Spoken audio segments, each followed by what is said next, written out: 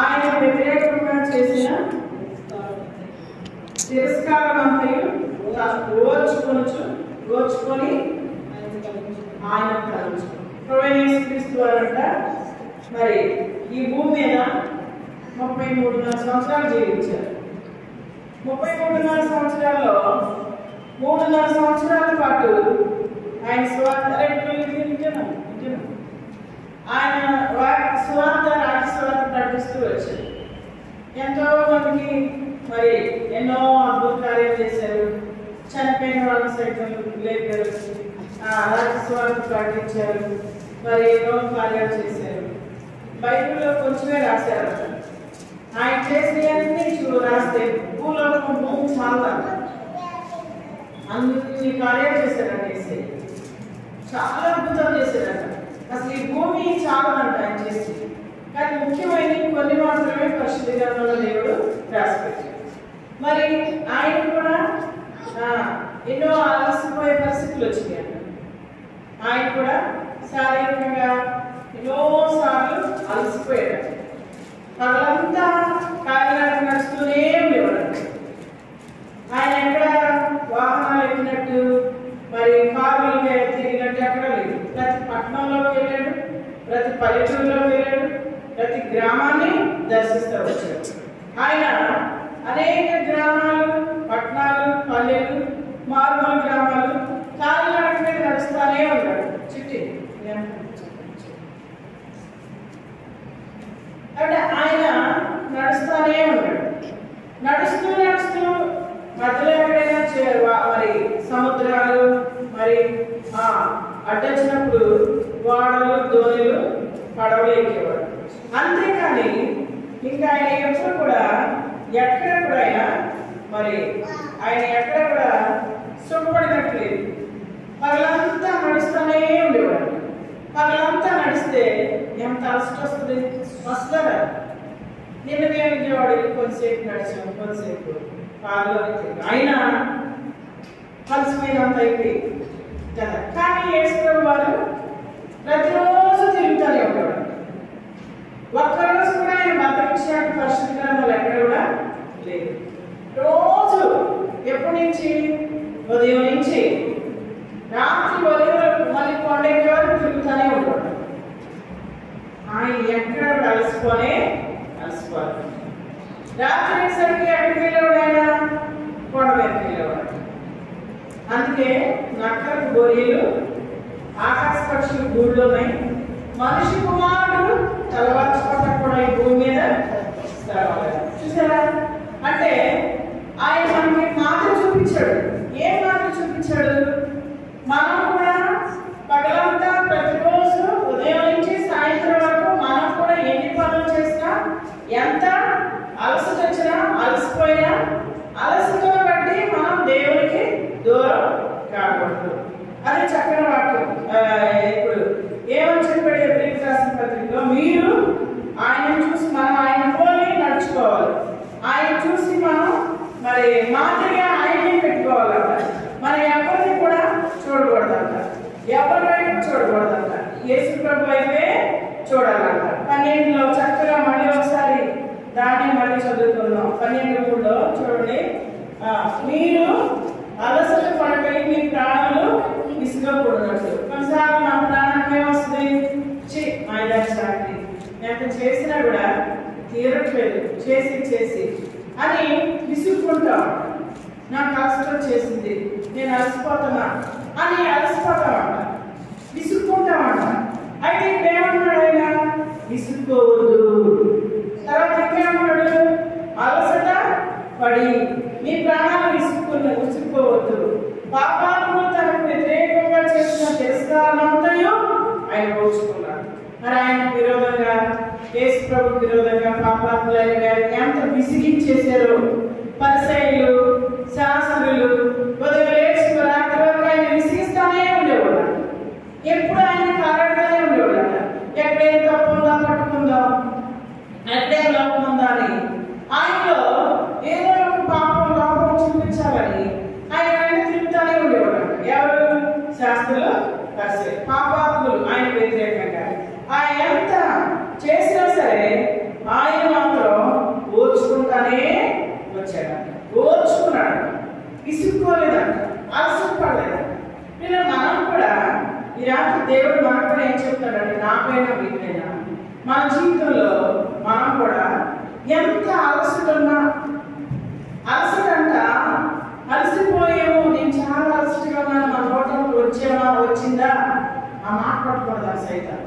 నువ్వు అలసిపోయావుగా ఇంకేం ప్రార్థన చేస్తావు పడుకో, నువ్వు అలసిపోయావుగా ఇంకేం చదువుతావు బైబిల్ పడుకో అని మనం ఎప్పుడైతే అలసిపోయామో విసుక్కుంటామో అది బలంగా తీసుకున్నట్ట సైతాను ఇక మనల్ని దేవుడికి దూరం చేస్తున్నారు.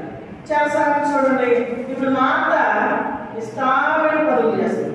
మా అత్త మరి ఏం చేస్తుంది, మరి ఆయన పాదాల దగ్గర కూర్చుంది. మా అత్తేమో విస్తారమైన పనులు చేస్తుంది. అప్పుడు దేవుడు ఏమన్నాడు, మరి మా అత్త ఏమన్నా వచ్చి మా అత్త ఏమన్నా తీసుకురావడం దగ్గరికి వచ్చి నేనేమో వంటగది పనులు చేస్తా, మా అక్కేమో నీ దగ్గర కూర్చుంది, నీకేం చింతలేదా, మా అక్కకి చెప్పొచ్చుగా కొంచెం పని చేయమని అంటే ఆమె విస్తారమైన పనుల్లో మాకేమొచ్చేసింది విసుగొచ్చేసి ఏం చేస్తుంది, కూర్చున్న ఆమె మీద గొలుగుతుంది. చూసారా దేవుడు ఏమన్నాడు, మాత అనేకమైన పనులు పెట్టుకుని తొందర పడిపోతున్నాం, అవసరమైనది ఒకటే. చూసారా మాతనే కనిపిస్తున్నాడు దేవుడు. మా పండుగలోకి వెళ్ళి అలసిపోయి చేసి చేసి చేసి చేసి అలసిపోయి గొరుకుంటుంది, సనుకుంటుంది. మా చిత్తులో కూడా అంట అలసి వచ్చినప్పుడు మనం అంట గొరుకుతాం, సనుగుతాం. కాబట్టి ఆ సనుగులు గొరుకు మానేసి ప్రభు ఓర్చుకున్నాడు కదా, ఎవ్రీ 12 ప్రభు ఓర్చుకున్నాడు కదా, అలా మీరు కూడా ఏం చేయమంటున్నాడు, ఓర్పుతో ముందుకు సాగమంటున్నాడు దేవుడు. ఈ రాత్రి మనకేమంటున్నాడు, ఓర్చుకున్న దేవుడిని మీరు తలంచుకోండి. ఆయన ఎలా ఓర్చుకున్నాడో మీరు కూడా ఓర్చుకోండి. మనం కూడా అంటారా ఓర్చుకోవాలి. చూసారా శారీరకమైన పనుల వల్ల దేవుడికి మాత్రం దూరం అవ్వకూడదు.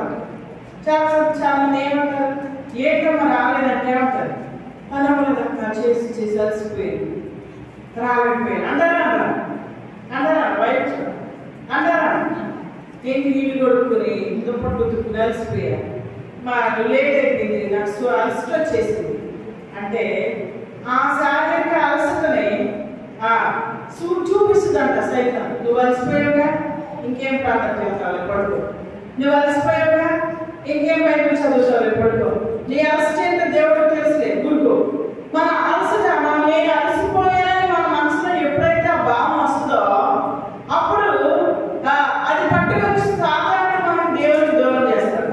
సరే ఎవరు చూసారు, మనం చూసుకుని ముగించేసుకుందాం. ఆదికాండం 25వ అధ్యాయం 29వ వచనం. ఆదికాండం 25వ అధ్యాయం 29వ వచనం. ఆదికాండం 25:29 చూడండి. ఆదికాండం 25:29. ఒకనాడు యాకోబు కలగూర వంటకము వండుకొనుచుండగా ఏశావు అలసిపోయిన వాడై నేను అలసి ఉన్నాను, ఆ ఎర్రగా ఉన్న దానిలో కొంచెం దయచేసి నాకు పెట్టమని అడిగాను. చదువు. అందుచేత అతని పేరు ఎదోము. ఎదోము అనగా ఎర్రని. చూడండి పిల్లలు, ఎదోము అంటే అర్థం ఎర్రని. అంటే ఏసేపు ఎలాంటి వాడంట, ఏసేపు ఎలాంటి వాడు, ఎర్రని వాడు, ఎర్రగా ఉండేవాడు అంటే ఏసేపు. చూసారా ఎరుపు దేనికి గుర్తు, ఆయన రక్తానికి గుర్తు. ఆయన రక్తం దేనికి గుర్తు, పరిశుద్ధపరచడానికి గుర్తు. అయితే ఇక్కడ ఏసేపు పరిశుద్ధతలోకి రాలేదు, పేరుకి ఎర్రగానే కానీ గుణం ఎర్రగా రాలా. ఎందుకని, ఎందుకు ఏసేపు యాకోబు ఏమన్నాడు, నేను కలగూర వంటకం వండుచున్నాడు. ఏసేపు ఏమన్నాడు, వచ్చి అలసిన వాడే పొలంలో వచ్చి ఏమని చెప్తున్నాడు, నేను అలసిపోయా. ఏమన్నాడు, నేను అలసిపోయా. ఎప్పుడైతే నేను అలసిపోయా అన్నాడు సైతం పట్టేసుకోండి. ఆ పట్టుకోవడం ఏశావు దేశంలో అయ్యే వరకు కూడా వదిలిపెట్టు. చూసారా నేను అలసిపోయా అన్నాడు సొంతంగా. అనగానే ఆ ఎర్రగా ఉన్న దానిలో కొంచెం దయచేసి నాకు పెట్టమని అడిగాను. అప్పుడు నేను అలసిపోయాను కానీ యాకోబు ఆ ఎర్రగా ఉన్న చోట కొంచెం నాకు ఇస్తావా. మరంట కుటుంబాల్లో అపవాదంట జ్యేష్ఠుల మీద ఎక్కువ దాడి చేస్తుంటారు. తెలుసా? జ్యేష్ఠులు అంటే ఎవరు? జ్యేష్ఠులు అంటే ఇంటికి పెద్దవాళ్ళు. జ్యేష్ఠుల మీద ఎంత దాడి చేస్తుందంటే, జ్యేష్ఠులు అనే వాళ్ళు అపవాదికి లోబడితే కుటుంబం మొత్తాన్ని లోపరుచుకుంటారు. కుటుంబం మొత్తాన్ని. అందుకే ఇంటికి పెద్దవాళ్ళు అంటే ఇంటికి మూల స్తంభం సరిగ్గా ఉంటే స్తంభాలను ఎలా ఉంటాయి? కరెక్ట్గా ఉంటాయి. ఇంటికి పెద్దవాళ్ళు సరిగ్గా ఉంటే వెనకాల ఫ్యామిలీ అంటే ఎలా ఉంటుందా? సరిగ్గా. ఇక్కడ ఏసావు ఇంటికి పెద్దోడు, కానీ ఏసావే భ్రష్టుడైపోయాడు, కుటుంబమే నష్టపోయింది. చూడండి, సాతాను ఫస్ట్ ఇంట్లో పెద్దవాళ్ళ మీద ఎక్కువ అటాక్ చేస్తూ ఉంటారు, ఆ కుటుంబాన్ని ఎదరైనా. ఇప్పుడు ఇక్కడ కూడా ఏసావు మీద దాడి చేసింది. అందుకే ఏసావు ఏమంటాడు? నేను అలసిపోయా. ఎప్పుడైతే అలసిపోయా అన్నాడో సైతాన్ ఏం చేసింది? పట్టేసుకుంది. నన్ను పట్టుకుందా లేదా? ఆ బలహీనమైన మాటనే పట్టుకుంది. పట్టుకుని ఏం చేసింది? కరెక్టే పట్టుకుంది. నువ్వు అలసిపోయినావే అలా ఉండు, నేను ఎలా మార్చాలో నాకు తెలుసు. నాకు కొంచెం కూరడు అంటే యాకోబుని, అరే నేను అలసిపోయి వచ్చాను, నాకు కొంచెం ఎదేరగా నాకు కొంచెం వివేకం నాకు పెట్టండి. ఏషవ్ ఏమన్నాడు? యాకోబు ఏమన్నాడు? ఈ జ్యేష్ఠత్వాన్ని నాకు ఇస్తే నేను అప్పగిస్తాను. అలసిపోయాను కదా, అలసటలో మనసు దేని మీద వెళ్ళిపోయింది? కూర మీద వెళ్ళిపోయింది. జ్యేష్ఠత్వాన్ని ఇస్తే ఇస్తాను కానీ ఆ కూర కోసం, ఆ అలసట కోసం ఏం వదిలేసుకున్నాడు? జ్యేష్ఠత్వ హక్కును కూడా కోల్పోయాడు. చూసారా? అందుకే మన నోట్లో నుంచి ఏ మాటలు రాకూడదు? బలహీనమైన మాటలు రాకూడదు. నేను అలసిపోయానమ్మా, నేను రాలేను చర్చలో, నన్ను తొందర పెట్టమాక, నన్ను విసిగించమాక, కుటుంబ ప్రార్థన నేను రాలేను, ఇప్పుడు ప్రార్థన నేను అలసిపోయి. మనం ఎప్పుడైతే మనల్ని బలహీనపరుచుకుంటామో సైతాన్ మన మీద ఎక్కువ అటాక్ చేస్తుంది. ఎంత అలసిపోయినా ఆత్మ శరీరము బలహీనమైన ఆత్మ ఎలా ఉండాలి? ఎప్పుడు దేవుని కొరకు ఎలా ఉండాలి? ఇప్పుడు ప్రభువైన యేసుక్రీస్తు వారు నన్ను పోలి నడుచుకోండి, పాపాలకు వ్యతిరేకంగా నేను ఎలా ఓర్పుగా ఉన్నాను, నేను ఎంత అలసిపోయినా సరే, పగలంతా కాలినడక మీద ఎంత నడక నడిచానో, ఎంత సువార్త చేసే, రాత్రి కొండ మీదకి వెళ్ళా, మళ్ళీ పొద్దున్నే కొండ దిగి వచ్చేసాను. నేను అలసిపోయిన అలసటను నేను ఎవరికి కూడా చూపలాంటిగా అపవాదిని ఎదిరించగలిగాను. చూసారా? ఇది దైవికమైన మార్గం ఉంటుంది. మనం కూడా మన శరీర అలసటని సాతాను ఆసరా చేస్తుంది. ఏశావు పతనానికి స్టార్టింగే ఈ మాట. ఏమాట? నేను అలసిపోయా. ఎంత అలసిపోయినా రాని. ఇప్పుడు మనం అలసిపోయి దేనికోసం? మన ఫ్యామిలీ కోసం కదా. ఇప్పుడు పగలంతా పనికి వెళ్ళినా, ఆఫీసులకు వెళ్ళినా, ఉద్యోగాలకు వెళ్ళినా, వ్యాపారాలకు వెళ్ళినా, అది మన ముక్తి కోసం, జీవనం కోసం. మరి దేవుని సన్నిధికి ఆ అలసటను ఆసరా చేసుకుని దేవుని సన్నిధికి దూరం అవనే అవ్వకూడదు. ఎంత అలసిపోయినా ఆయన పునరుద్ధరణ శక్తిని ఇస్తాడు మనకి. ప్రభువా నేను ఈ సన్నిధికి వెళ్ళాలి, నన్ను సిద్ధపరచు. అప్పుడు లోకస్తులు ఏంటి ఎంత చేసినా ఇంత చక్కగా ఇంత చురుకుగా ఉండాలి, ఇక్కడ కలిసి ప్రజల గురించి ఎంత అలసినా కానీ దేవుని సన్నిధికి మనం నిర్లక్ష్యంగా ఉండనే. ఒకవేళ ఊరిల్లు వచ్చాం అలసట, అంత మాత్రం మందిని మానేస్తారా? అలసట అదే. యాకోబు ఎప్పుడైతే అలసిపోయి అన్నాడో బలహీనుడైపోయింది. ఆఖరికి జ్యేష్ఠత్వాన్ని కూడా వదిలేసుకున్నాడు. అలసటలో ఆఖరి చిక్కుడుగా అయిపోయాడు. చూసారా? పిచ్చోడు అయిపోయాడు. ఎంత దౌర్భాగ్యం! అక్కడ స్టార్ట్ అయింది ఏషావు పతనం. ఆ పతనం ఈ రోజు ఏషావు ఇది ఎప్పటికీ కూడా జాగ్రత్తగా దేవుని సన్నిధిలోకి వచ్చిన మార్గం. నేను ఈ వాక్యాన్ని ధ్యానం చేస్తాను. ఇలా బైబుల్ మందిరంలో వచ్చిన బైబిల్స్ నేను కూడా చాలాసార్లు నేను అలసిపోతున్నాను, ఏదో ఎరగబడినట్టు, ఏదో నేనే పెద్ద సేవ చేసినట్టు, ఇంకెవరు చేయనట్టు నేను అలసిపోతున్నాను. నేను చాలాసార్లు బలహీనంగా చేసుకున్నాను, నన్ను క్షమించేయాలి. నేను ఇందాక వరకు మందిరంలో చాలా పశ్చాత్తాపడతా వచ్చాను. ఈ వాక్యం చదివి నన్ను భయం వేసుకున్నాను, చాలా భయం వచ్చేసింది. నేను అంత దౌర్భాగ్యాన్ని ప్రభు బలపరుస్తుంటే కూడా నా బలమైన నేను చూపిస్తూ వచ్చాను. మీరే కాదు, నేనే సరి చేసుకున్నాను. ఈ రాత్రి మనం దేవుని సన్నిధికి ఎందుకు వచ్చామంటే సరి చేసుకోవడానికి వచ్చాం. ఎన్నోసార్లు మన అలసట, మన బలహీనతను ఆసరా చేసుకుని అన్నీ చేస్తాం. చూడండి, రాత్రి పడుకునేటప్పుడు బైబిల్ చదవాలి, నేను చదవలేకపోతున్నా, అలసిపోయాను, క్షమించయ్యా. అన్నం తింటమా, స్నానం చేయటమా, ఏది అనిపిస్తుంది సైతాను. చాలా మాటలు అలసిపోయి కొడుకు ఏం చేస్తావు, ప్రార్థన కొడుకు తెల్లవారుజాము చేసుకుంది. కానీ ఎప్పుడైతే మనం అలసిపోయామనుకుంటే అప్పుడు మనం బలంగా వాడుకుంటా లేదు. ఎన్నిసార్లు ప్రార్థన మానేసి రోజు బైబిల్ చదవడం మానేసి. చూడండి పిల్లరా, ప్రతి రాత్రి ప్రతి ఒక్కరు కూడా బైబిల్ చదువుకుని పడుకోవాలి. ఎందుకో తెలుసా, రాత్రి మనం నిద్రపోయినప్పుడు దుష్టుడు బాగా అటాక్ చేస్తాడు మన మీద. మనం నిద్రపోతున్నప్పుడు కొంతమంది వేరు నడుస్తారు, పిచ్చి పిచ్చి కళలు వస్తాయి, భయంకరమైన కళలు, నిద్ర పట్టదు, అలజడి, ఆందోళన. అందుకే కీర్తన 90 రాత్రి వేళ కలుగు భయం తీసుకొచ్చేస్తుంది. ఆ భయానికి చాలా మంది పడుకోలేదు. అందుకే 3 నుంచి 5 గంటల వరకు చాలా ప్రమాదకరమైన సమయం ఉంటుంది. ఆ టైంలోనే ఆలోచనలు ఎక్కువ వస్తాయండి, రాత్రిపూట మరణాలు ఎక్కువ వస్తాయండి. అందుకే మనం ప్రతి ఒక్కరు కూడా ఎంత అలసిపోయినా సరే కంపల్సరీ అధ్యాయం బైబిల్ చదువుకుని ఏం చేయాలి, మన ప్రాణాన్ని, మన శరీరాన్ని, మన ఆత్మ ఎవరికి చెప్పాలి, అయ్యా నేను పడుకుంటున్నా, అలసిపోయి నా అలసటని నన్ను క్షమించాలి. మనం ప్రార్థన చేసుకుని బైబిల్ చదువుకుని ప్రార్థన చేసుకుని ఎంత అలసినా సరే అలసటను చూపించి దేవుని సంధిలో ఆ బలహీనతను ఎత్తి మనం పడుకోవడం కాదు. కానీ ఓపిక చేసుకుని అన్ని పనులు ఎలా చేసుకుంటున్నామో అలాగే ఓపిక చేసుకుని బైబిల్ కూడా చదువుకొని ప్రార్థన చేసుకొని మనం పడుకుంటే రాత్రి అంతా దేవుని యొక్క వాగ్దానం. నేను ఒకసారి సిస్టర్ కొడుకు వచ్చాను. ఒక ఆంటీ వచ్చింది, చక్కగా ఉంది, ఎంతో చక్కగా వాక్యం మీరు చెప్తుంటే బాగుంటుందని వింటా ఉంది. నాకు మీకు తెలిసింది.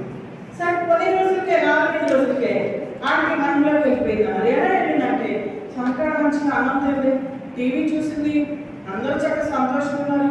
పొద్దున్న ఏడుతుంటే లేకపోలేదు, లేవే అంటే లేకపోతే ఏంటంటే అంటే పడకలేమైపోయింది. చాలా బాధపడుతుంది. అందుకే రాత్రి వేళ కలిగే భయం. పగలో మనం మనల్ని సాధారణ ఏం చేయలేక రాత్రి వేళ మన మీద దాడి చేస్తాము. పడుకున్నప్పుడు నిద్రలో ఆ సాతాను రకరకాల భయపడే కళలు, చెడు కళలు తీసుకొచ్చి మనం కలవపడతా నిద్ర పోనీయకుండా చేస్తాం. అందుకే రాత్రిపూట మనం ప్రార్థన చేసుకుని ఎంత అవసరమా, ఎంత మరి సోలిపోయినా కంపల్సరీగా ఒక అధ్యాయం బైబిల్ చదువుకుని ప్రార్థన చేసుకుని పడుకోవాలి. జాన్ వెస్లీ అని వాళ్ళ అమ్మ 14 మందిని గారు, ఈ జాన్ వెస్లీ గారు ఇప్పుడు వచ్చాయి, ప్రపంచపరంగా జాన్ వెస్లీ గారు. అయితే 14 మంది దగ్గర ఆ తల్లి ఒక్కొక్కడి మీద చేతులేసి, వాళ్ళు 14 మంది పడుకుంటే ఒక్కొక్కడి మీద చేతులేసి మోకరించి ఒక్కొక్క బిడ్డ మీద ఆ పిల్లలకి తెలియదు పడుకునేలాక ప్రార్థన చేసి, అయ్యా ఈ బిడ్డ ప్రపంచంలో ప్రఖ్యాతి నీ వాక్యాన్ని ప్రకటించేవాడు వచ్చి నా కుమార్తె ఎలా చేయి. నాకు 14 మందికి ఆ తల్లి చేతులేసి ఆ పసిపిల్లల మీద ప్రార్థన చేసి పడుకోడు. ఆమెకు ఆమె ప్రార్థన చేసి పడుకోలేదు. చూడండి, ఆమె చనిపోయినాక ఆమె బతికుండగా మారిన పిల్లలు కూడా 14 మంది గొప్ప సేవకులు అయ్యారు, సువార్థికులు అయ్యారు. చూసారా, ఆ తల్లి చేసిన ప్రార్థన ఎక్కడికి కూడా ఎంత ఓపికగా ప్రతి రాత్రి పిల్లల మీద తల చేతులేసి 14 మందికి ప్రార్థన చేస్తుంది. చూసారా, ముఖ్యంగా మనం కూడా అలాంటి అనుభవం ఉండాలి. యాకోబు నేను అలసిపోయాను. చూడండి ఒక మాట చూడండి, ద్వితీయోపదేశకాండం 25వ అధ్యాయం 14 వచనం. ద్వితీయోపదేశకాండం 25వ అధ్యాయం 14 వచనం. 18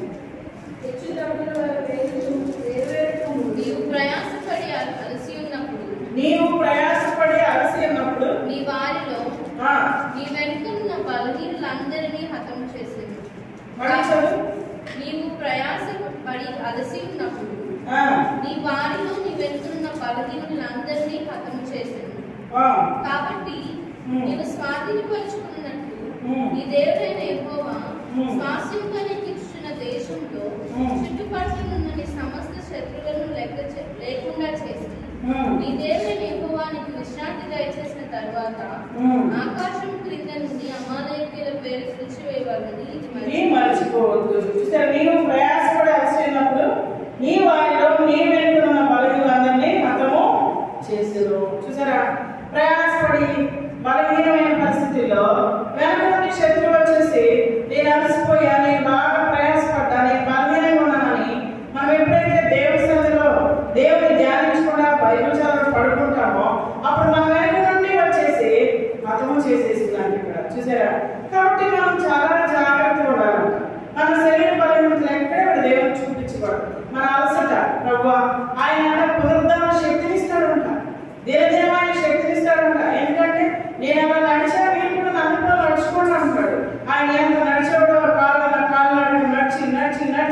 ఎంతమందికి సువార్త చెప్పి, ఎంతమందిని బాగు చేసి, వాళ్ళు రాత్రి సరి కొండకి మళ్ళీ పొద్దున్న దిగేసరికి గట్టగలాట చేస్తాము, మళ్ళీ తిరుగుతుంది.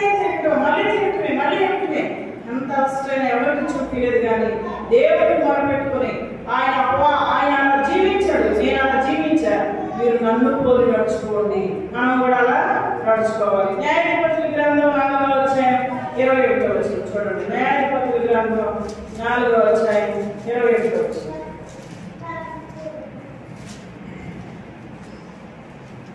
పిమ్మట హేబెలు భార్య అయిన యాయేలు గుడారపు మేకు తీసుకొని శుద్ధి చేతి పట్టుకొని అతని యొద్దకు మెల్లగా వచ్చి అతని అలసటి చేతి గాఢ నిద్ర కలిగి ఉండగా నేలకు దిగినట్లుగా ఆ మేకును అతని కళ్ళలో దిగగొట్టగా. చూసావా ఎంత గౌరవం?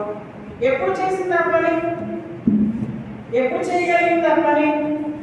అలసట చేత గాఢ నిద్ర పట్టేసి, గాఢ నిద్రలో ఉన్నప్పుడు తీసుకొచ్చి మేకుని ఎక్కడ కొట్టేసి చంపేసింది. చూసారా? ఇది ఆత్మీయ జీవితంలో ఈ శారీరకంగా ఆత్మీయంగా మనం చాలా జాగ్రత్తగా ఉండాలి. శారీరకంగా ఎంత అలసినా, ఎంత బలహీనమైనా ఆత్మీయ సిద్ధంగా ఉండాలి, ప్రార్థనతో ఉండాలి, బైబిల్ చదువుతూ ఉండాలి. లేకపోతే అపవాది చూసారా గాఢ నిద్రలో వచ్చి సీసేలా చచ్చి పడి ఉండేలో. చూసారా ఆ మేకు అతని కళ్ళలో ఉండేలో మేకు కొట్టేసింది. ఆ గాఢ నిద్రలో మేకు కొట్టి ఆ చచ్చిపోయినా కూడా తనకు తెలియదు. చూసారా?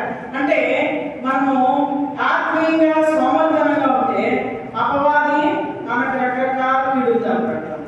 కాబట్టి మనం ఎంత వయసు పెరిగినా, బలహీనమైనా, అలసిపోయినా, సోలిపోయినా దేవుడికి దూరం, వాటిని ఆధారం చేసుకుని దేవుడికి దూరం, దేవుని సన్నిధిలో చాలా అలర్ట్గా ఉండాలి, చాలా చురుగ్గా ఉండాలి, చాలా గమనికగా ఉండాలి. ఎన్నున్నా సరే పక్కన పడేసేయాలి, దేవుడి దగ్గరికి రావాలి. ఎందుకంటే అపవాది ఎక్కడ అవకాశం దొరుకుద్దా మన మీద పడదామని చూస్తాం. క్షణం సముద్రితే చాలు అది మనలోకి, మన కుటుంబాల్లోకి రావాలని చూస్తాడు. వాడు ఎలా వచ్చి ఆమెకి మరణాన్ని చూడండి గాఢ నిద్రలోకి వెళ్ళినప్పుడు మాత్రమే ఈ పని చేయగలిగింది. మేకు దిగగొట్టగా చనిపోయింది. అలసట, గాఢ నిద్ర ఇవన్నీ కూడా మనకి నష్టాన్ని తీసుకొస్తాయి. మనం దేవుని రాకడ చాలా దగ్గరలో ఉంది, మనం చాలా జాగ్రత్తగా ఉండాలి. చెప్పినైనా సరే మనం సరి చేసుకుని మన బలహీనతలను ప్రభు సన్నిధిలో చూపించకుండా ప్రభు బలాన్ని ప్రభు ఎలా ఓర్చుకున్నాడో, సహించాడో ఆయన వైపే మనం చూస్తూ ఆయన ఓర్పుని, ఆయన సహనాన్ని మనం గుర్తు చేసుకుంటూ ఆయన ఎలా జయించాడు, ఎలా నడిచాడు, ఎంత అలసిపోయినా ఎక్కడ అలసి చూపించకుండా ఆయన తండ్రికే మొరపెట్టుకుని రహస్యంగా ఆయన శక్తిని పొందుకుని ఎలా మరి అపవాదిని, లోకాన్ని జయించాడు. మనం కూడా తండ్రికే మొరపెట్టుకుంటూ మన మనుషుల ముందు ఎక్కడ చూపించకుండా మనం ప్రభువు యొక్క నామంలో మరి ఎంతో బలం కలిగి జీవిస్తూ ఉంటే ఎటువంటి శోధన వచ్చినా దేవుడు తప్పిస్తాడు, ఎటువంటి కీడు వచ్చినా దేవుడు తప్పిస్తాడు, మరణాన్ని తీసుకొచ్చినా తప్పిస్తాడు. కాబట్టి యాకోబు చూడు, నేను అలసిపోయాను తన నోటితో అన్నాడు. అక్కడి నుంచి యాకోబు పతనం అయిపోయాడు, ఏసావు పతనం అయిపోయాడు. నేను అలసినానని ఎప్పుడు అన్నాడు, సైతం పట్టేసింది ఆ అలసట. యాకోబు ఏసావు జీవితం ఎంత నష్టాన్ని తీసుకొచ్చేసింది. మాకుంటే నేను కూడా అలసిపోయానని చెప్తా, చెప్పకూడదు అని నేను ఈ రాత్రి తీర్మానం చేసుకున్నాను. ఇందాక నేను కూడా ప్రభు ఇంకెప్పుడు నేను చెప్పనయ్యా, నేను అలసిపోతున్నానని అననయ్యా, నన్ను క్షమించయ్యా. ఎన్నోసార్లు అన్నాను, అపవాదికి అవకాశం ఇచ్చాను, నన్ను క్షమించయ్యా. నా అలసట తీసే దేవుడు నువ్వున్నావు, నాకు శక్తినిచ్చే దేవుడు నువ్వున్నావు. నేను నీ వైపు చూసి నీకు చెప్పుకోకుండా నేనేదో గర్వీచి చేసినట్టు నేను చాలాసార్లు అతిశయించాను, నన్ను క్షమించయ్యని నన్ను నేను కూడా ఇందాక సరి చేసుకున్నాను. అలాగే ప్రభు దేవుని బట్టే మన బలహీనతలు ఈ వారంలో మన మాటల ద్వారా, చూపుల ద్వారా, మన క్రియల ద్వారా, మన నడక ద్వారా, మన హృదయ తలంపుల ద్వారా మానవులు కాబట్టి పొరపాట్లు ఏమైనా చేస్తుంటాం, సరి చేసుకుని చక్కపరుచుకొని విశ్రాంతి దినం పరిశుద్ధమైన దినం అన్నాడు. కాబట్టి ఆయన రేపు పరిశుద్ధ దినానికి నేను పరిశుద్ధంగా మీరు కూడా పరిశుద్ధంగా ఉన్నాడు. కాబట్టి పరిశుద్ధత లేకపోతే నన్ను చూడలేదన్నాడు. కాబట్టి ఈ రాత్రి మనం సరి చేసుకుని మానవులు కాబట్టి, బలహీనం కాబట్టి మన లోపాలే అమ్మకి సరి చేసుకుని కడుపుని శుద్ధి చేసుకుని రేపు దినం అందరికీ పరిశుద్ధమైన హృదయం కలిగి, పరిశుద్ధమైన చేతులు, పరిశుద్ధమైన నోరు, పరిశుద్ధమైన నాలుక కలిగి మనం దేవ సన్నిధికి వచ్చి పరిశుద్ధమైన హృదయంతో పరిశుద్ధమైన నోటితో దేవుని ఆరాధించి పరిశుద్ధమైన చేతులతో ఆయన ప్రభు వల్ల సరి చేసుకోవటానికి చేయవేయటానికి ప్రభు మనకు సహాయం చేయనుగాక. దేవుడి మాటలు అందరికీ దీవించునుగాక. ఆమేన్. ప్రార్థన చేసుకుందాం. ప్రార్థన చేసుకుందాం. అందరం కూడా మరి కాసేపు ప్రార్థన చేసుకుందాం.